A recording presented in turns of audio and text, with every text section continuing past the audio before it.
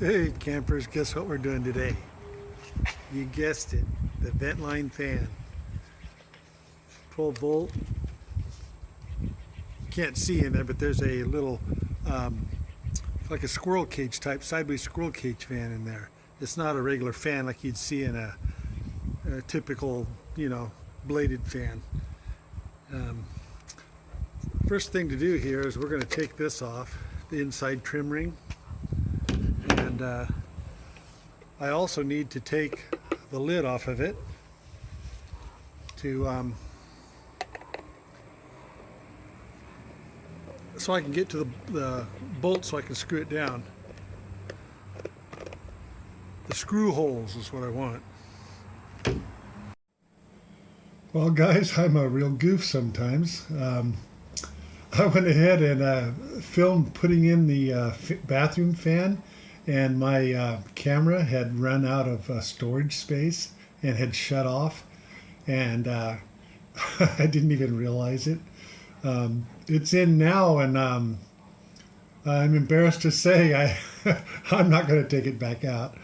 I can kind of explain things and show you it installed, but I'm really sorry about that. I'll show you I'll go ahead and show you the install from the inside right now. Okay, there it is. And the way this works is this pops up like that, and you have an off and on switch right here. I don't have the wire hooked up to it. It's connected inside here, and it runs down the wall, but I don't have my electrical system in yet, so I haven't hooked it up to the batteries because I haven't purchased them yet. But that's it. That'll move 100 cubic feet a minute, and it's plenty for a bathroom. And at the top of the door here, when the door closes, there's a gap up here. So I can use this for ventilating because it'll pull air through that gap also. And keep the privacy in the bathroom that way. It keeps fresh air coming into the bathroom when the fan's on. Basically, when the video shut off, I was just about ready to put tape around the screw hole area on the bottom side of the fan that mounts to the roof, and I went ahead and used that RV tape that you normally would use on it, and I put it down through the roof, and there was 7 screws up there, and I just used self-tapping screws, went through the tape right into the roof. It sucked down really good, and then I put the black cap back up on top of it. And then I came in here, slid this trim ring on. There's a little notch in the trim ring right here that goes around this wiring for this switch. You got to make sure you align that, slide that on. Then I just ran 3 more of the self-tapping screws right up into it, and it was done. Well, this side of I hooked the wires together with connectors. There was only 2 wires. There was a black and a white, a hot and a ground. And positive and a negative. This is 12 volt. And sorry for that confusion. But it's in now, and the only thing I have left to do is I might take some Dicor or some similar product up on the top of the roof and just seal right around the outside edge to give it make it double sure that it isn't going to leak. Well, I am really sorry about that, guys. I wanted to show that to you. I had promised you that, but like I said, I don't want to crawl back up on the roof and take it out and redo it to show you. So again, my apologies. Next, I'm going to be putting in the drawer for the refrigerator, the 12 volt refrigerator, and I'll take you in and show you what I've got going on there. Hi everybody. Well, I'm building the drawer here for the refrigerator, and it's going to mount right in here kind of sideways. The drawer is going to slide this way. I didn't want to put it long ways, even though the controller's at the end, because I didn't want it to slide too far back into the storage area, and I wanted to keep as much storage area into the bed as possible. So I decided to mount it this way. The hinge will open up this way on the refrigerator, 12 volt refrigerator. It's a chest type, and it's made by I think it's Causeway. I'll tell you what, when I'm finished putting the face frame, I'm going to build the face frame next for this, and I'll bring it in here and we'll do like a little review of it. We'll look at it together. And so this is the face frame material, birch like the rest of it, and these are the rails and these are the stiles. These are the ones that go upright here, and the rails go this way. But I want to get this mount built and mounted on here, then we'll put a couple pull handles on it so we can pull this out. Basically it's going to be open on the front for ventilation. So I'll make it look as good as I can. I need to drill the pocket holes in this and get it assembled. I'll do a little bit of drilling and stuff, and I'll bring you back when we're assembling, okay?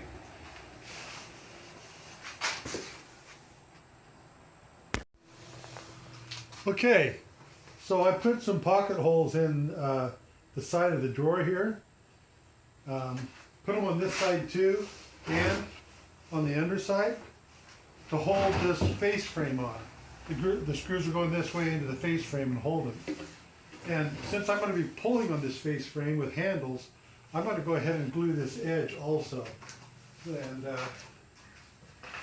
get the glue ready. Okay, so I've pocket holed these, see? I need to do one more, and I'll go ahead and do one of these for you so you remember how I did it.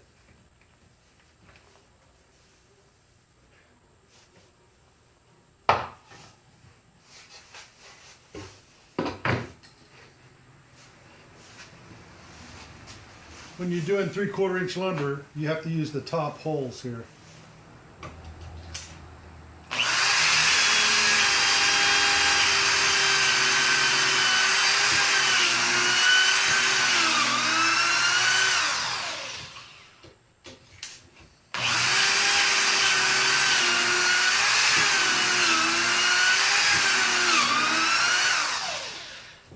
You know, I used my battery powered drill for all my cabinetry in my house and the cabinetry in the van.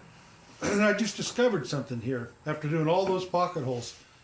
A higher speed drill cuts a cleaner hole. See? Look how clean that is. That's amazing. All this time I've been fighting it. From now on I'm going to use electric drill on this and get a nice clean hole cut. And I always put the little spacer on there because that just gives me a little bit more meat in the wood here. So I just feel more comfortable with it, and that's what I do.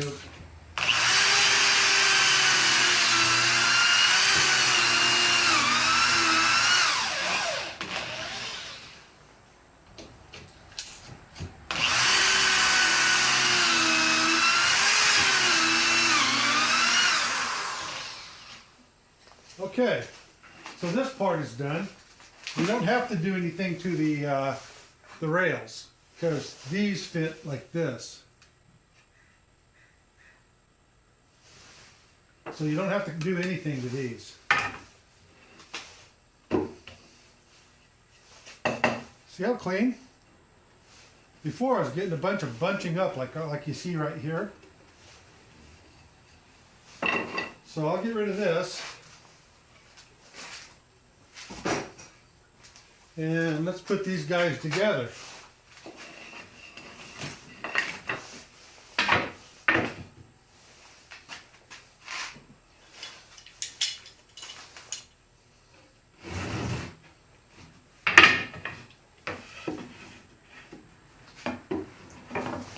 It's going to fall off, so I might as well just put it on the floor.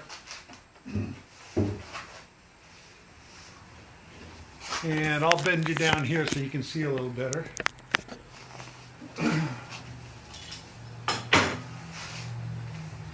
what you want to do is you want to pick your face. Which one looks the best? This one's got a little knot in it. The grain doesn't look as good as on this side. So I think I'll use this side as the front. So what I want to do is put the front down because the pocket holes are on the back side of this too, so that's the face on this one. So I'll put that this direction.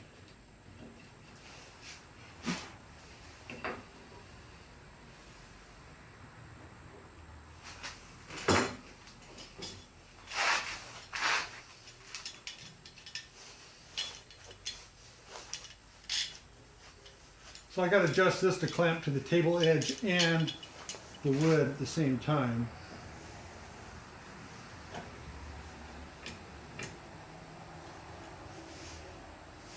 You got to get it clamped nice and tight. Craig makes a special clamp. I just use one of these vice grip clamps with the flat tips on them. And make sure your edges are good, and then snap it down.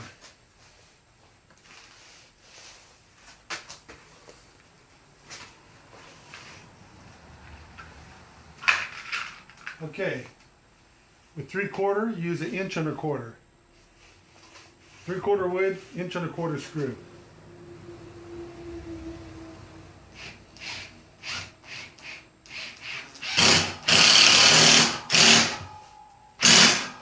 It walks around a little bit sometimes. As long as that edge stays good, you're okay.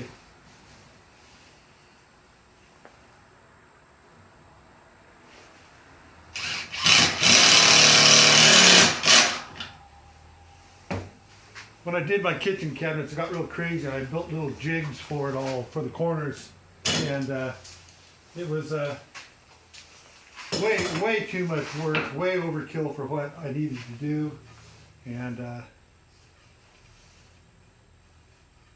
so I finally wised up. This will be the face, so it's going to go down.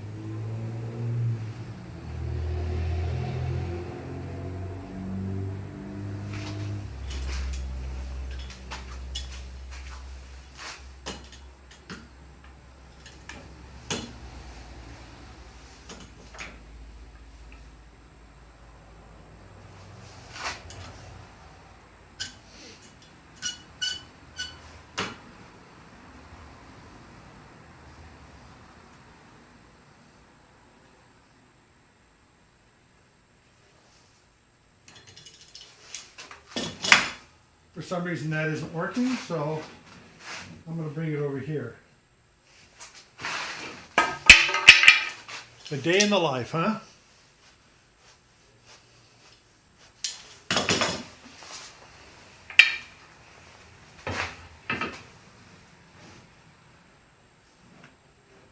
This is what happens when you're doing it live. No edits, just get her done. I don't even know why I said that. I hate that.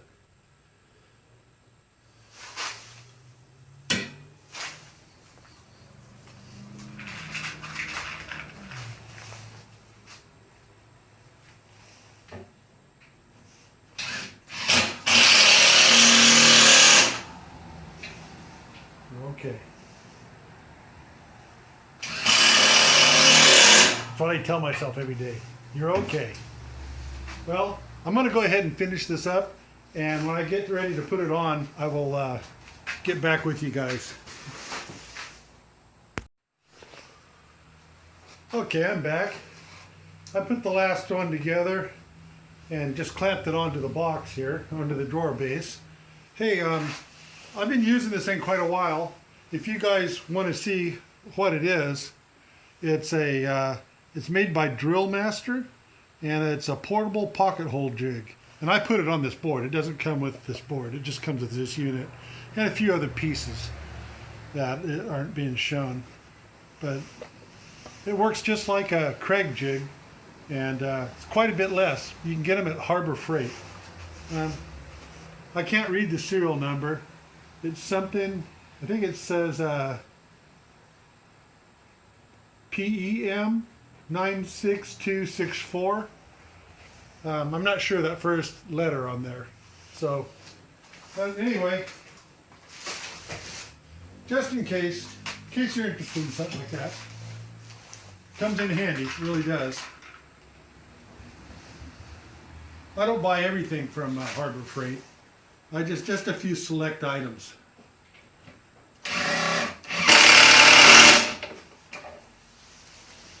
Remember in my earlier videos, don't overdrive these. They'll come out the front.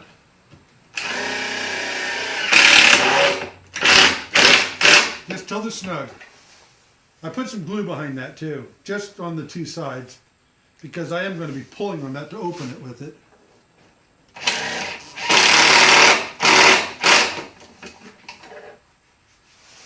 So far so good. Haven't screwed up.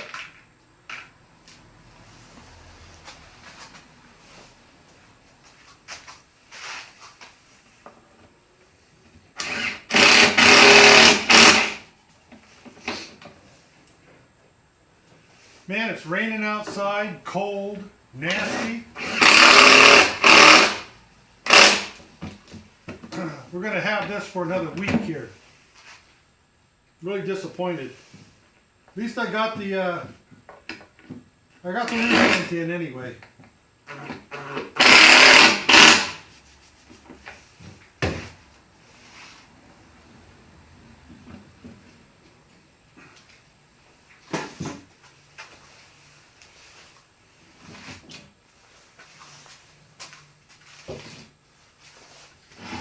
So that's basically it, guys. Nice tight fit. Ooh, look what happened here. You know, I never split this until I started working on this van. Darn it.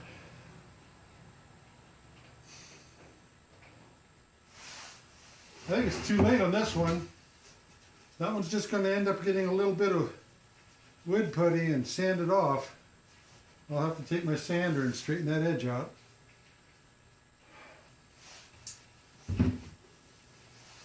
Oh well. I'm going to go run the 3 across the bottom here. Then I'll go ahead and get that 12-volt refrigerator and let you guys take a look at it. All right, I'll be back with you guys in a minute. Hey guys, guess who found me finally? Yeah, the pest found me. Hey Rubes. Hi buddy. I heard him howling out in the shop and he was looking for me. He finally found me. What are you doing? Huh? Did I build something new? Huh? What do you think of that? Yeah, that's what I thought. Do you see that crack right there? That crack right there? That rarely happens when I do these pocket holes. And this one here cracked in 2 places. You know, this is what happened when I built the bed frame. I can't think. Hey, buddy, shut up. Kitty in a box. This is what happened when I was building the bed frame. Not only did I build the face frame for the bed the wrong size, but I ruined both styles by cracking them. Whoops. Oh boy. And then I I ruined the rail on one of them. And these styles are, geez. I'll tell you something about this boy right here. You don't play with him. He doesn't have an easy switch on him. He just kind of like, it's all out or nothing. And he'll make you bleed. But anyway, I ruined 3 pieces of this wood. This wood here is like $1.78 a foot. And this stuff here is like $3 a foot. And that was that bad day I was having. Yes, Rube, I see you. And then I redid it, and I redid it the wrong size. And then Mr. Kitty here decides he wants to jump on the top shelf while I was bent over, frustrated, trying to get that done. And taking it apart again because I knew I was going to have to rebuild it with new wood and rip new wood. And he tries to jump up on the upper shelf, and now it's only 6 inches deep, so he just about flipped this off the table. Get off there. Come on. And ricochets off the shelf and lands on the back of my head with his claws. And then he freaks out because he realized he landed on me, and then he tried to jump off me with his claws out, and he scratched the hell out of the back of my head. And that's why one of the reasons I was having such a bad day. Just nothing was going right at all. But I better scoot this in. He's going to flip that right off of the damn table. Ruby's running my my refrigerator thing here. Okay, I getting all frustrated. So this is a 56 quart chest type refrigerator. I don't believe it freezes. I think it's just a refrigerator. And there's a ventilation on both sides. There we go. And the back side pretty much looks like the front side, except for it has a kitty on it. And has handles. There's the power connection. It will run on it'll run on 12 volt or 120. And it has a selector here that will protect your battery. High, medium, and low protection on your battery. And there's a little chart that tells you what ranges that'll run in. But I'll probably just leave it on medium. And this is the control panel for the front of it. You turn it on, set your temperature, and hit your set. And it'll display right here. You can also put it on economy mode or regular mode. Let's look inside of it. This is the only thing I don't like about this refrigerator, is this handle is plastic. And I think as long as you just gently close it, you know, and not let it slam down like this, because look, that's even a plastic latch. Didn't like that at all. But this was a very economically priced one compared to the other ones, and it's big. I think it's 56 quarts. There's your regular refrigeration area. Then over here,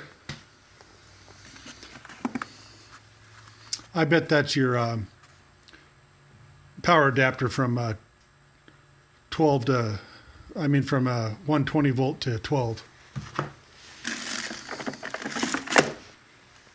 Yep, there's your power cord. That probably plugs into that. And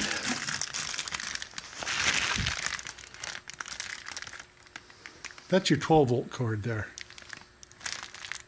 Yep, that's what that is. Hey, the pest left. Good. Good. But down here is another compartment that's for dairy fruit compartment. That's what it says there. There's a troubleshooting guide and the operating instructions. Don't let your kid get in there. Man, that'd have to be a pretty small kid. Okay. It's a Costway. I thought it was a Causeway. Costway. So, this is something you guys might want to look up and check out. I think this was like something like $376. Now you compare that to 6, 7. Oh, cat! I just stepped on Ruby. You all right, buddy? What are you doing under my feet? Huh? Poor little guy.